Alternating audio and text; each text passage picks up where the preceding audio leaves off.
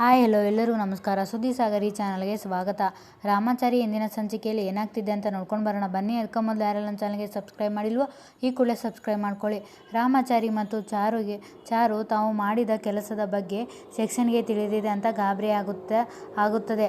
ಆಗ ಚಾರು ma'am section ಅವರ ಮನೆಗೆ ಹೋಗ್ತಿದ್ದಾರೆ ಅಂದರೆ ಅವರಿಗೆ ಎಲ್ಲ ವಿಷಯ ಗೊತ್ತಾಗಿರೋದಂತೂ ಪಕ್ಕ.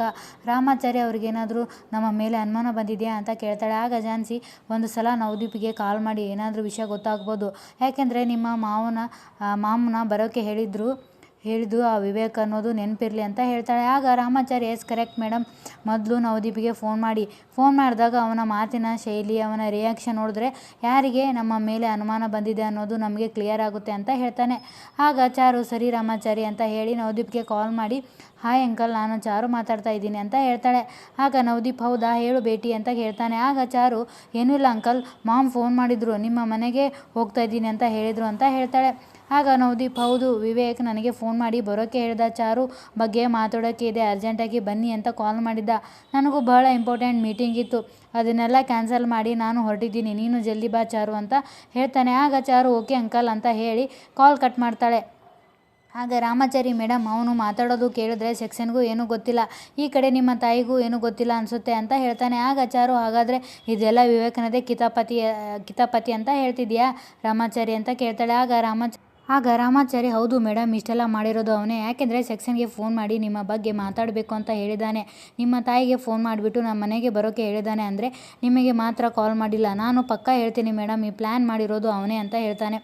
ಆಗ ಚಾರು ಈಗ ನಾವು ಏನು ಮಾಡೋದು ರಾಮಾಚಾರಿ ಅಂತ ಕೇಳ್ತಾಳೆ. ಆಗ ರಾಮಾಚಾರಿ ನಾನು ಅದನ್ನೇ ಯೋಚನೆ ಮಾಡ್ತಿದ್ದೀನಿ ಮೇಡಮ್ ಅಂತ ಹೇಳ್ತಾನೆ. ಆಗ ಚಾರು ಒಂದು ಸಲ ವಿವೇಕನಿಗೆ ಕಾಲ್ ಮಾಡಿ ಏನು ಅಂತ ವಿಚಾರಿಸಲ್ಲ ಅಂತ ಕೇಳ್ತಾಳೆ. ಆಗ ಝಾನ್ಸಿ ಬೇಡ, ಆ ಕೆಲಸ ಮಾತ್ರ ಮಾಡಬೇಡಿ, ಅವನು ನಿಮಗೆ ಗೊತ್ತಿಲ್ಲದೆ ಥರ ಹ್ಯಾಂಡಲ್ ಮಾಡ್ತಿದ್ದಾನೆ, ಅಂದರೆ ನೀವು ಗೊತ್ತಿಲ್ಲದೆ ಥರನೇ ಇದ್ದು ಬಿಡಿ, ಯಾಕೆಂದರೆ ನಿಮಗೆ ಗೊತ್ತಾಗಿದೆ ಅನ್ನೋ ವಿಷಯ ಅವನಿಗೆ ಗೊತ್ತಾಗೋವರೆಗೂ ನಿಮಗೆ ಟೈಮ್ ಇರುತ್ತೆ, ಅವನಿಗೆ ಗೊತ್ತಾಗೋದಕ್ಕೂ ಮೊದಲು ಏನಾದರೂ ಪ್ಲ್ಯಾನ್ ಮಾಡ್ಬೋದು ಅಂತ ಹೇಳ್ತಾಳೆ. ಆಗ ರಾಮಾಚಾರಿ ನೀನು ಹೇಳ್ತಿರೋದು ಕರೆಕ್ಟ್ ತಂಗಿ, ಆದರೆ ಈಗ ಏನು ಮಾಡೋದು ಅಂತ ಗೊತ್ತಾಗ್ತಿಲ್ವಲ್ಲ ಅಂತ ಹೇಳ್ತಾಳೆ. ವಿವೇಕ್ ಮನೆಯಲ್ಲಿ ಏನೋ ಯೋಚನೆಯಲ್ಲಿ ಕುಳಿತಿರುವಾಗ ಅಲ್ಲಿಗೆ ಮಾನ್ಯತಾ ಮತ್ತು ಜೆ.ಕೆ ಬರ್ತಾರೆ. ಅದನ್ನು ನೋಡಿ ವರುಣ್ ಛೋಟಾ ಸಾಬ್, ಮಾನ್ಯತಾ ಮೇಡಮ್ ಬಂದಿದ್ದಾರೆ ಅಂತ ಹೇಳ್ತಾನೆ. ಆಗ ವಿವೇಕ್ ತಾತ್ಸಾರದಿಂದ ಅವಳಿಗೆ ಕೈ ಮುಗಿತಾ ಬರಬೇಕು, ನನ್ನ ಬಾಳನ್ನು ಬೆಳಗೋಕೆ ತಮ್ಮ ಮುತ್ತಿನಂಥ ಮಗಳನ್ನು ನನಗೆ ಕೊಡ್ತಾ ಇರೋ ಮಹಾತಾಯಿ ನೀವು, ಅರೆ ನಿಂತೇ ಇದ್ದೀರಲ್ಲ ಕೂತ್ಕೊಳ್ಳಿ ಅಂತ ಹೇಳ್ತಾನೆ. ಆಗ ಮಾನ್ಯತಾ ಥ್ಯಾಂಕ್ ಯು ಅಂತ ಹೇಳಿ ಸೋಫಾದ ಮೇಲೆ ಕೂತ್ಕೋತಾಳೆ. ಆಗ ವಿವೇಕ್ ಹೆಣ್ಣು ಕೊಟ್ಟು ಅತ್ತೆ, ಕಣ್ಣು ಕೊಟ್ಟ ಗಾಡ್ ಅಂತಾರೆ, ಆದರೆ ನೀವು ಎಂಥ ಮಗಳನ್ನು ನನಗೆ ಕೊಡ್ತಾ ಇದ್ದೀರಾ, ಅಂದರೆ ನಿಮ್ಮ ಮಗಳನ್ನು ನೆನೆಸ್ಕೊಂಡ್ರೆ ನನಗೆ ಬಹಳ ಪ್ರೌಡ್ ಫೀಲ್ ಆಗುತ್ತೆ ಅಂತ ಹೇಳ್ತಾನೆ. ಆಗ ಮಾನ್ಯತಾ ಏನು ವಿವೇಕ್ ನನ್ನ ಇಷ್ಟೆಲ್ಲ ಹೊಗಳ್ತಾ ಇದೆಯಾ ಅಂತ ಕೇಳ್ತಾಳೆ. ಆಗ ವಿವೇಕ್ ಎಲ್ಲ ಆಂಟಿ, ನಿಮ್ಮ ಮಗಳೇನೋ ಸಾಮಾನ್ಯದವಳು ಅಂದ್ಕೊಂಡಿದ್ದೀರಾ, ಅವಳು ಎಕ್ಸ್ಟ್ರಾಡಿನರಿ ಟ್ಯಾಲೆಂಟೆಡ್, ಇಷ್ಟು ಟ್ಯಾಲೆಂಟ್ ಬ್ರಿಲಿಯಂಟ್ ಇದೆಲ್ಲ ನಿಮ್ಮ ಮಗಳಿಗೆ ಬಂದಿರೋದು ನಿಮ್ಮಿಂದ ಅಲ್ವಾ, ಅದು ಅಲ್ಲದೆ ಹೊಟ್ಟೆ ತುಂಬಿರೋ ಮಗಳನ್ನು ಮ್ಯಾರೇಜ್ ಮಾಡೋದಕ್ಕೆ ರೆಡಿಯಾಗಿದ್ದೀರಾ ಅಂತ ಹೇಳ್ತಾನೆ. ಆಗ ಜೆ.ಕೆ ವಿವೇಕನ ಮಾತುಗಳನ್ನು ಕೇಳು ಮಾನ್ಯತೆಗೆ ವಿವೇಕನ ಮಾತುಗಳನ್ನು ಕೇಳಿ ಏನೋ ಮಿಸ್ ಹೊಡಿತಾ ಇದೆಯಲ್ಲ, ಅವನು ನಿಮ್ಮನ್ನು ಹೊಗಳ್ತಾ ಇದ್ದಾನ ಅನ್ನಿಸ್ತಾ ಇದೆ, ಆದರೆ ಯಾಕೋ ಸೌಂಡಿಂಗ್ನಲ್ಲಿ ಯಾಕೋ ಸ್ವಲ್ಪ ಚೇಂಜಿಂಗ್ ಇದ್ದಂಗೆ ಕಾಣಿಸ್ತಾ ಇದೆ, ಅವನು ನಿಮ್ಮನ್ನು ಹೊಗಳ್ತಾರ ಇಲ್ಲ ವ್ಯಂಗ್ಯ ಮಾಡಿಕೊಂಡು ಮಂಗ ಮಾಡೋ ಥರ ಇಲ್ವಾ ಅಂತ ಹೇಳ್ತಾನೆ. ಆಗ ಮಾನ್ಯತಾ ಜೆ.ಕೆ ನಿನಗೆ ಹೊಗಳೋದು ಯಾವುದು ವ್ಯಂಗ್ಯ ಮಾಡೋದು ಯಾವುದು ಅಂತ ಗೊತ್ತಾಗಲ್ವಾ ನಿನಗೆ, ಅವನೀಗ ನನ್ನನ್ನು ಹೊಗಳ್ತಾ ಇದ್ದಾನೆ ಅಂತ ಹೇಳಿ ವಿವೇಕನಿಗೆ ಏನೋ ಮಾತಾಡಬೇಕು ಅಂತ ಹೇಳಿದ್ದೆ, ಏನು ವಿಷಯ ಅಂತ ಕೇಳ್ತಾಳೆ. ಆಗ ವಿವೇಕ್ ನಮ್ಮ ಜೊತೆಯಲ್ಲಿ ಇದ್ಕೊಂಡು ನಮಗೆ ಚೂರಿ ಹಾಕೋರನ್ನ ಏನು ಮಾಡಬೇಕು ಅಂತ ಕೇಳ್ತಾನೆ. ಆಗ ಮಾನ್ಯತಾ ಅವರನ್ನು ಮಾತ್ರ ಬಿಡಬಾರ್ದು, ಅವರನ್ನು ಸಾಯಿಸಿಬಿಡಬೇಕು, ಯಾರದು ಅಂತ ಕೇಳ್ತಾಳೆ. ಆಗ ವಿವೇಕ್ ಅವರು ಬೇರೆ ಯಾರೂ ಅಲ್ಲ, ನಾವು ತುಂಬ ನಂಬಿಕೆ ಭರವಸೆ ಇಟ್ಟಿದ್ದ ಅಂತ ಹೇಳಿ, ಇನ್ನೇನು ಡ್ಯಾಡ್ ಕೂಡ ಬರ್ತಾರೆ, ಅವರು ಬರಲಿ, ಆಮೇಲೆ ಎಲ್ಲ ಮುಂದೆ ಹೇಳ್ತೀನಿ, ಜೊತೆಯಲ್ಲಿ ಇದ್ಕೊಂಡು ಹೇಗೆ ಮೋಸ ಮಾಡಿದ್ರು ಎನ್ನುವುದನ್ನು ಹೇಳ್ತೀನಿ ಅಂತ ಹೇಳ್ತಾನೆ. ಆಗ ಜೆ.ಕೆ ಮನಸ್ಸಿನಲ್ಲಿ ಅವನು ನೋಡಿದ್ರೆ ಚಪ್ಪಲಿನ ಸ್ನಾನಲ್ಲಿ ಸುತ್ತಕೊಂಡು ಹೊಡಿತಾ ಇದ್ದಾನೆ, ಆದರೆ ನಮ್ಮ ರೋಜ್ಗೆ ಇದ್ಯಾವುದು ಅರ್ಥನೇ ಆಗ್ತಿಲ್ವಲ್ಲ ಅಂತ ಅಂದ್ಕೊಳ್ತಾನೆ. ಇತ್ತ ರಾಮಾಚಾರಿ ಏನು ಚಾರು ಮೇಡಮ್, ಇದು ಎಲ್ಲ ನಾವು ಅಂದ್ಕೊಂಡಂಗೆ ಆಗ್ತಾ ಇದೆ, ನಾವು ಪ್ಲ್ಯಾನ್ ಮಾಡ್ದಂಗೆ ನಡೀತಿದೆ ಅಂತ ಅಂದ್ಕೊಳ್ಳುವಷ್ಟರಲ್ಲಿ ಸಡನ್ನಾಗಿ ಈ ಥರ ಪ್ರಾಬ್ಲಮ್ ಬಂದುಬಿಡ್ತಲ್ಲ, ಈ ರೀತಿ ಪ್ರಾಬ್ಲಮ್ ಬರುತ್ತೆ ಅಂತ ನಾವು ಎಕ್ಸ್ಪೆಕ್ಟ್ ಮಾಡಿರಲಿಲ್ಲ ನೋಡಿ, ಈಗ ವಿವೇಕಿಗೆ ಅನುಮಾನ ಬಂದಿರೋದ್ರಿಂದ ಇನ್ನು ಮುಂದೆ ಎಷ್ಟು ಕೇರ್ಫುಲ್ ಆಗಿದ್ರು ಕಮ್ಮಿನೇ ಮೇಡಮ್ ಅಂತ ಹೇಳ್ತಾನೆ.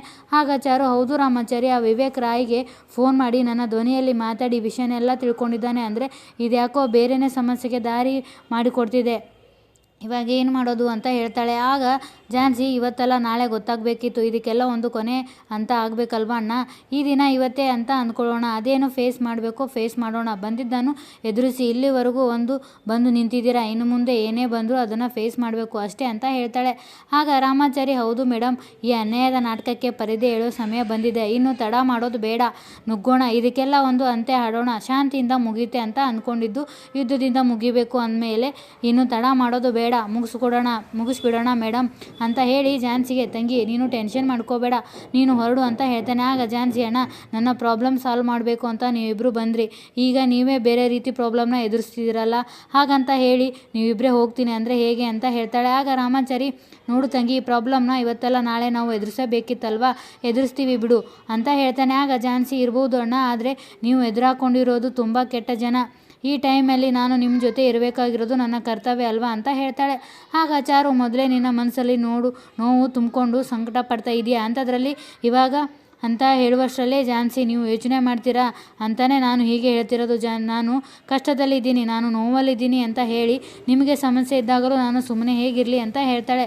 ಆಗ ರಾಮಾಚಾರಿ ನೋಡು ತಂಗಿ, ಅಂಥ ಪರಿಸ್ಥಿತಿ ಖಂಡಿತ ನಾವೇ ಕಾಂಟ್ಯಾಕ್ಟ್ ಮಾಡ್ತೀವಿ, ಆದರೆ ಈ ಸದ್ಯಕ್ಕೆ ಅಲ್ಲಿ ಏನಾಗುತ್ತೆ ಅನ್ನೋ ಕ್ಲಾರಿಟಿ ನಮಗೆ ಇಲ್ಲ ಅಂತ ಹೇಳ್ತಾನೆ. ಆಗ ಝಾನ್ಸಿ ಸರಿ ಅಣ್ಣ, ನಿಮಗೇನು ಪ್ರಾಬ್ಲಮ್ ಇದ್ದರೂ ಒಂದು ಫೋನ್ ಮಾಡಿ, ನೀವು ಎಲ್ಲೇ ಹೋದರೂ ಲೈವ್ ಲೊಕೇಶನ್ ಕಳಿಸಿ, ಅಂಥದ್ದೇನೋ ಸಿಚುವೇಶನ್ ಇದ್ದರೂ ನನಗೆ ಅಪ್ಡೇಟ್ ಮಾಡೋದು ಮರಿಬೇಡಿ, ಆದರೆ ನೀವು ನನಗೆ ಕಾಲ್ ಮಾಡದೆ ಮಾತ್ರ ಇರಬೇಡಿ, ಯಾಕೆಂದರೆ ಇಂಥ ಟೈಮಲ್ಲಿ ನನ್ನ ಕೈಲಾದ ಸಹಾಯ ಮಾಡಿದ್ರೆ ನನ್ನ ಮನಸ್ಸಿನ ಭಾರನೂ ಇಳಿಯುತ್ತೆ ಅಂತ ಹೇಳ್ತಾಳೆ. ಆಗ ಚಾರು ಅವಳನ್ನು ಅಪ್ಪಿಕೊಂಡು ಥ್ಯಾಂಕ್ ಯು ಝಾನ್ಸಿ, ನೋಡು ನಮ್ಮ ಸಮಸ್ಯೆನೂ ಕ್ಲಿಯರ್ ಆಗುತ್ತೆ, ನಿನ್ನ ಸಂಸಾರನೂ ಸರಿ ಹೋಗುತ್ತೆ, ಯೋಚನೆ ಮಾಡಬೇಡ, ಈ ರೀತಿ ಏನೇ ಹೆಲ್ಪ್ ಬೇಕಿದ್ರು ಖಂಡಿತ ನಿನಗೆ ಕಾಲ್ ಮಾಡ್ತೀವಿ ಅಂತ ಹೇಳ್ತಾಳೆ. ಆಗ ರಾಮಾಚಾರಿ ಸರಿ ತಂಗಿ, ನೀನು ಹುಷಾರಾಗಿ ಮನೆಗೆ ಹೋಗು ಅಂತ ಹೇಳ್ತಾನೆ. ಆಗ ಝಾನ್ಸಿ ಸರಿ ಅಣ್ಣ ಬಾಯ್ ಅಂತ ಹೇಳಿ ಚಾರುಗೆ ಹುಷಾರು ಅಂತ ಹೇಳಿ ಅಲ್ಲಿಂದ ಹೋಗ್ತಾಳೆ. ಇತ್ತ ನವದೀಪ್ ಮನೆಗೆ ಬಂದು ಮಾನ್ಯತಾಗೆ ಹಲೋ ಮಾನ್ಯತಾಜಿ ಅಂತ ಹೇಳಿ ವಿವೇಕನಿಗೆ ಏನು ವಿವೇಕ್ ಫೋನ್ ಮಾಡಿ ಅರ್ಜೆಂಟಾಗಿ ಬರೋಕೆ ಹೇಳಿದ್ಯಾ ಅಂತ ಹೇಳ್ತಾನೆ. ಆಗ ವಿವೇಕ್ ನನ್ನ ಮಗ ನಾಲ್ಕು ಅಂತ ತಿಳ್ಕೊಂಡಿರೋ ಡ್ಯಾಡ್ಗೆ ಅವರ ಮಗ ಅವರು ತಿಳ್ಕೊಂಡಿರೋ ರೀತಿ ಅಲ್ಲ ಅನ್ನೋದನ್ನು ನಾನು ತಿಳಿಸ್ಬೇಕು ಅಲ್ವಾ, ಅವ್ರ ಹೆಜ್ಜೆ ಇಟ್ಟಿರೋ ಆ ಜಾಗನೇ ಕೆಸರು, ಈ ಕೆಸರಲ್ಲಿ ಮುಳುಗ್ತಾ ಇದ್ದೀನಿ ಅಂತ ಅರ್ಥ ಮಾಡಿಸುವಂಥ ಅದ್ಭುತವಾದ ಕೆಲಸವನ್ನು ನಾನು ಮಾಡ್ತಾ ಇದ್ದೀನಿ ಅಂತ ಹೇಳ್ತಾನೆ. ಆಗ ನವದೀಪ್ ವಿವೇಕ್ ಹೀಗೆ ಸುತ್ತಿ ಬಳಸಿ ಮಾತಾಡೋದು ಬಿಟ್ಟು ನೇರವಾಗಿ ಮ್ಯಾಟ್ರಿಕ್ಕೆ ಬಾ ಅಂತ ಹೇಳ್ತಾನೆ. ಆಗ ವಿವೇಕ್ ಇಷ್ಟು ವರ್ಷ ಸಿಕ್ಕಿ ಬೀಳದೇ ಇರುವ ನಿಮ್ಮ ಸೆಕೆಂಡ್ ಹ್ಯಾಂಡ್ ದಂಧ ಈಗ ಸಿಕ್ಕಿಬಿತ್ತು, ಅದಕ್ಕೆ ಕಾರಣ ಯಾರು, ಅದರ ಹಿಂದೆ ಯಾರು ಇದ್ದಾರೆ ಅಂತ ನಿಮಗೆ ಗೊತ್ತಿದೆಯಾ? ಇಲ್ಲ, ಆದರೆ ಅದೆಲ್ಲ ನನಗೆ ಗೊತ್ತು ಅಂತ ಹೇಳ್ತಾನೆ. ಆಗ ವರುಣ್ ಯಾರು ಛೋಟಾ ಸಾಬ್ ಅಂತ ಕೇಳ್ತಾನೆ. ಆಗ ವಿವೇಕ್ ₹1 ನಿಮ್ಮ ಟೆಂಡರ್ ಮಿಸ್ ಆಯಿತು, ಅದಕ್ಕೆಲ್ಲ ಯಾರು ಕಾರಣ ನಿಮಗೆ ಗೊತ್ತಿದೆಯಾ? ಅದು ನನಗೆ ಗೊತ್ತಿದೆ. ನೀವು ಹರಾಜಿನ ವಿಷಯಕ್ಕೆ ಬಂದ ಗೋವಿಂದ ಯಾರು ನಿಮಗೆ ಗೊತ್ತಿಲ್ಲ ಅಂತ ಹೇಳ್ತಾನೆ. ಆಗ ವರುಣ್ ಗೊತ್ತು ಮಾಡಿಕೊಳ್ಳುವ ಪ್ರೊಸೆಸ್ನಲ್ಲಿ ಇದ್ದೀವಿ ಛೋಟಾ ಸಾಬ್, ಆದರೆ ಇನ್ನೂ ಗೊತ್ತಾಗ್ತಾ ಇಲ್ಲ ಅಂತ ಹೇಳ್ತಾನೆ. ಆಗ ವಿವೇಕ್ ಅದೆಲ್ಲ ಇವತ್ತು ನಾನು ರಿವೀಲ್ ಮಾಡ್ತೀನಿ ಅಂತ ಹೇಳ್ತಾನೆ. ಆಗ ನವದೀಪ್ ವಿವೇಕ್ ಅದು ಯಾರು ಹೇಳು ಅಂತ ಕೇಳ್ತಾನೆ. ಆಗ ಮಾನ್ಯತಾ ಚಾರು ಬೇಬಿ ಕೂಡಿ ಇಲ್ಲಿಗೆ ಸ್ವಲ್ಪ ಹೊತ್ತಲ್ಲೇ ಬರ್ತಾಳೆ, ಈ ವಿಷಯ ಏನಾದರೂ ಅವಳಿಗೆ ಗೊತ್ತಾದರೆ ನಿನ್ನ ಬಗ್ಗೆ ತುಂಬ ಪ್ರೌಡ್ ಫೀಲ್ ಮಾಡ್ಕೋತಾಳೆ ವಿವೇಕ್ ಅಂತ ಹೇಳ್ತಾಳೆ. ಆಗ ವಿವೇಕ್ ಅವಳು ಬರೋ ಮುಂಚೆ ಸತ್ಯನೆಲ್ಲ ನಾನು ನಿಮಗೆ ಹೇಳ್ಬಿಡ್ತೀನಿ, ಅವಳನ್ನು ಹೇಗೆ ವೆಲ್ಕಮ್ ಮಾಡಬೇಕು ನೀವೆಲ್ಲ ಡಿಸೈಡ್ ಮಾಡಿ ಅಂತ ಹೇಳ್ತಾನೆ. ಆಗ ನವದೀಪ್ ಅದು ಯಾರು ಅಂತ ಜಲ್ದಿ ಹೇಳು, ಆಮೇಲೆ ಅವರಿಗೆ ಏನು ಗತಿ ಮಾಡ್ತೀನಿ ಅಂತ ನೋಡ್ತಾ ಇರು ಅಂತ ಹೇಳ್ತಾನೆ. ಆಗ ವಿವೇಕ್ 100% ಅವರಿಗೆ ಪಾಲಿಸಿ ಮಾಡಬೇಕು, ಯಾಕಂದರೆ ಅವರು ಬೇರೆ ಯಾರೂ ಅಲ್ಲ ಅಂತ ಹೇಳುವಷ್ಟರಲ್ಲಿ ಯಾರ್ದೋ ಫೋನ್ ಬರ್ತಿದೆ. ಆಗ ವಿವೇಕ್ ವರುಣ್ ಕೈಲಿದ್ದ ಫೋನ್ ತೊಗೊಂಡು ಮಾತಾಡಿ, ವರುಣ್ ನಾನು ಹೇಳಿದ ಅಕೌಂಟಿಗೆ ದುಡ್ಡು ಹಾಕಿಲ್ವಾ ಅಂತ ಕೇಳ್ತಾನೆ. ಆಗ ವರುಣ್ ಹಾಕಿಲ್ಲ ಛೋಟಾ ಸಾಬ್, ಇವಾಗಲೇ ಕಳಿಸ್ತೀನಿ ಅಂತ ಹೇಳ್ತಾನೆ.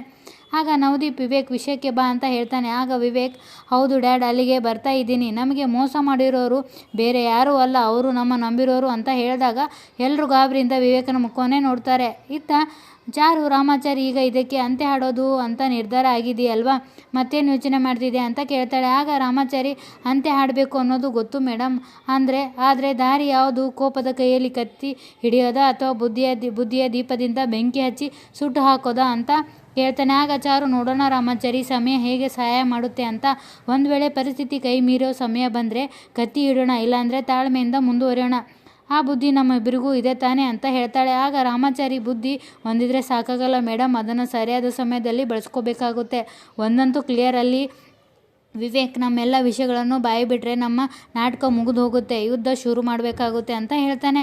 ಆಗ ಚಾರು ಆಗಲಿ ಬಿಡು ರಾಮಾಚಾರಿ, ಯಾಕೆಂದರೆ ಇದನ್ನು ದುಷ್ಟರ ಸಂಹಾರಕ್ಕಾಗಿ ವೇದಿಕೆ ಅಂದುಕೊಳ್ಳೋಣ, ಅವರ ಅಟ್ಟಹಾಸಕ್ಕೆ ಅಂತ್ಯ ಹಾಡೋಕ್ಕೆ ದಾರಿಯಾಗುತ್ತೆ, ಒಟ್ಟಿನಲ್ಲಿ ನಮ್ಮ ಉದ್ದೇಶನೂ ಅದೇ ಅಲ್ವಾ ಅಂತ ಹೇಳ್ತಾಳೆ.